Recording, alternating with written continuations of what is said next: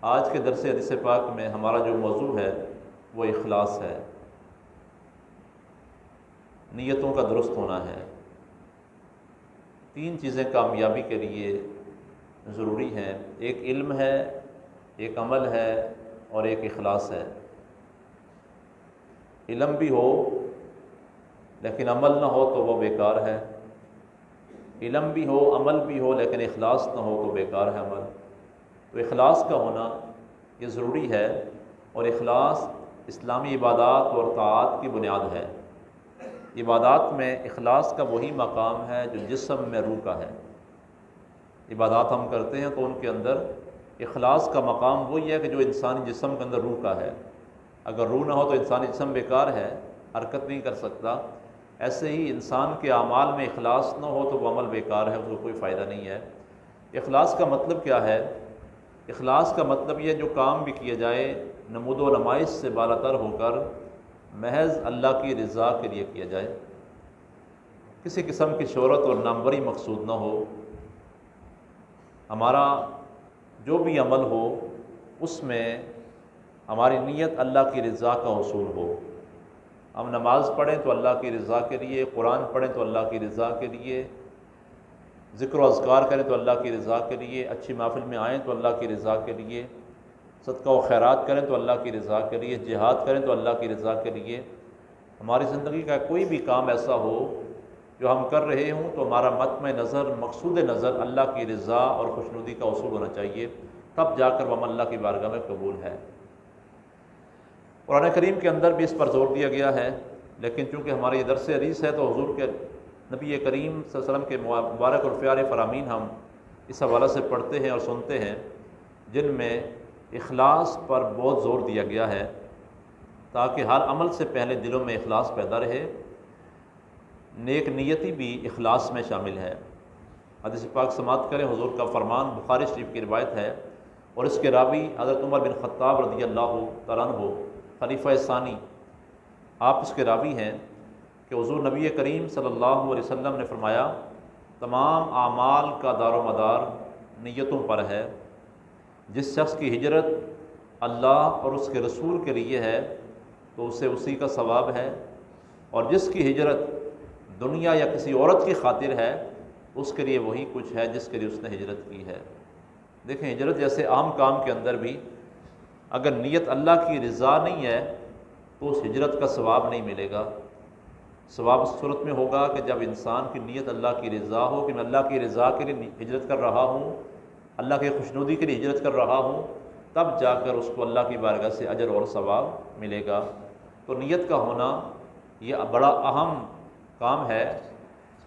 حدیث پاک میں آتا ہے، مسلم شریف کی روایت ہے، ابن ماجہ کی روایت ہے، روایت کرنے والے صحابی حضرت ابو ہریرہ رضی اللہ تعالیٰ عنہ ہیں، جو حضور نبی کریم صلی اللہ علیہ وسلم سے سب سے زیادہ روایات کرنے والے صحابی ہیں۔ سرکار دو عالم صلی اللہ علیہ وسلم نے فرمایا، ان اللہ لا ينظر الى صورکم واموالکم ولکن ينظر الى قلوبکم واعمالکم۔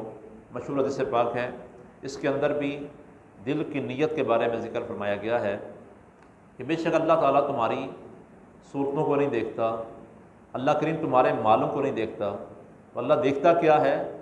اللہ کے پیارے حبیب نے فرمایا، وَلَٰكِن يَنظُرُ إِلَىٰ قُلُوبِكُمْ وَأَعْمَالِكُمْ۔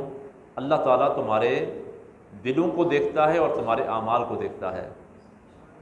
تم اعمال کیا کر رہے ہو اور اعمال کس نیت سے بجا لا رہے ہو؟ نماز پڑھتے ہو تو ارادہ کیا ہے؟ ذکر کرتے ہو تو ارادہ کیا ہے؟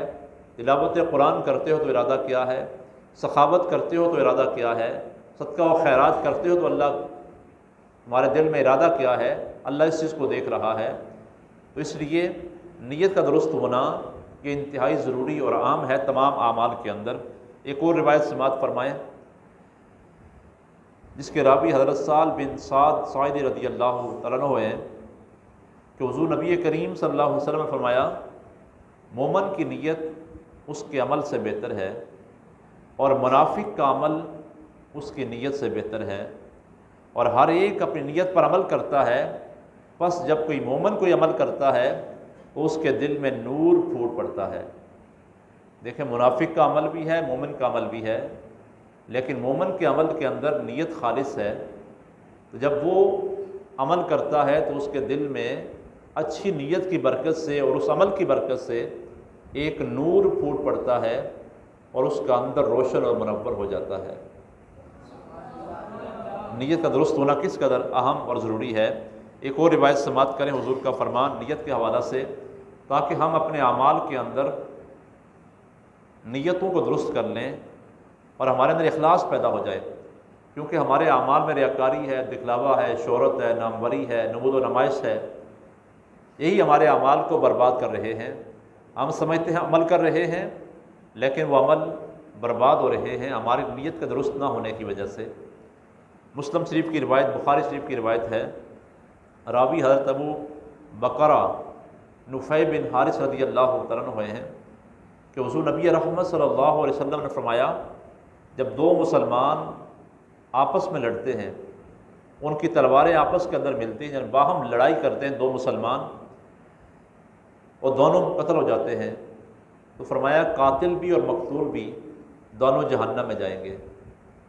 صحابہ کرام عرض کرتے ہیں یا رسول اللہ صلی اللہ علیہ وسلم، قاتل کے بارے میں درست ہے، سمجھ آئی ہے، اس نے قتل کیا ہے، وہ جہنم میں جانے کا حقدار ہے، لیکن مقتول کے بارے میں سمجھ نہیں آئی کہ وہ جہنم میں کیوں جائے گا۔ تو پیارے آقا علیہ الصلوۃ والسلام نے فرمایا کیونکہ وہ بھی اپنے حریف کو قتل کرنے کا تمنائی تھا، وہ بھی اپنے حریف کو قتل کرنے کی خواہش رکھتا تھا، ارادہ رکھتا تھا، نیت اس کی یہ تھی کہ میں اس کو قتل کر دوں گا، لیکن اس نے اسے قتل کر دیا، لہٰذا دونوں اپنی نیت کے درست نہ ہونے کی وجہ سے جہنم میں جائیں گے، قاتل بھی اور مقتول بھی۔ تو کسی بھی عمل کے درست ہونے کے لیے اور اللہ کی بارگاہ میں قبول ہونے کے لیے نیت کا درست ہونا ضروری ہے، اخلاص شرط ہے اعمال کے اندر۔ اللہ کریم کی بارگاہ میں دعا کرتے ہیں کہ مالک ہمیں اپنے اعمال کے اندر اخلاص کی دولت نصیب فرمائے۔ نماز، ذکر، تلاوت، درود پاک، صدقہ و خیرات، سخاوت، دیگر کام بھی اللہ اپنی رضا کے لیے ہمیں سر انجام دینے کی توفیق عطا فرمائے۔ الحمدللہ رب العالمین والعاقبۃ للمتقین، الصلاۃ والسلام علی سید الانبیاء والمرسلین وعلی آلہ واصحابہ اجمعین۔ الہ العالمین ہماری اس پاکیزہ حاضری کو اپنی پاک بارگاہ میں قبول و منظور فرما۔ یا اللہ، ہم تیری توفیق سے یہاں پہ آئے، بیٹھے، تیرے پیارے حبیب کی پیاری باتوں کو سنا اور پڑھا، ان پاکیزہ لمحات کے صدقے ہمارے صغیرہ اور کبیرہ گناہ معاف فرما۔ یا اللہ ہمیں دین کے قریب فرما، دین کی باتیں سننے کی، سنانے کی توفیق عطا فرما، نیتوں میں اخلاص پیدا فرما۔ یا اللہ ریاکاری سے، دکھلاوے سے ہمارے اعمال کو پاک فرما، نماز پڑھنے کی توفیق، روزے رکھنے کی توفیق، ذکر و اذکار کی توفیق ہمیں نصیب فرما۔ یا اللہ ہمیں اپنے دین کا ذوق اور شوق عطا فرما، اسلام والی زندگی اور ایمان والی موت نصیب فرما۔ جتنے بھی احباب یا اللہ تیری بارگاہ سے دور ہیں، انہیں اپنی بارگاہ میں آنے کی توفیق عطا فرما۔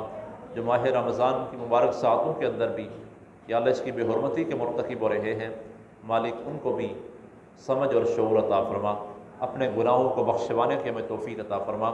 یا اللہ جتنے بھی احباب اس مجلس میں شریک ہیں، مولا سب کو قدم قدم پر برکتوں سے مالا مال فرما۔